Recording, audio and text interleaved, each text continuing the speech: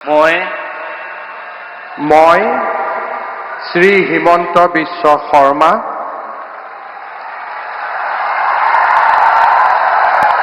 ঈশ্বৰৰ নামত শপত লওঁ যে বিধিৰ দ্বাৰা স্থাপিত ভাৰতৰ সংবিধানৰ প্ৰতি মই প্ৰকৃত বিশ্বাস আৰু আনুগত্য পোষণ কৰিম।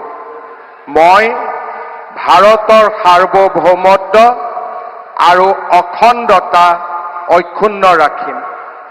মই অসমৰ মুখ্যমন্ত্ৰী হিচাপে মোৰ কৰ্তব্য বিশ্বস্ততাৰে আৰু শুদ্ধ অন্তঃকৰণেৰে সম্পাদন কৰিম আৰু মই ভয় বা পক্ষপাত, অনুৰাগ বা বিদ্বেষ নোহোৱাকৈ সংবিধান আৰু আইন অনুসাৰে সকলো শ্ৰেণীৰ লোকৰ প্ৰতি ন্যায় আচৰণ কৰিম।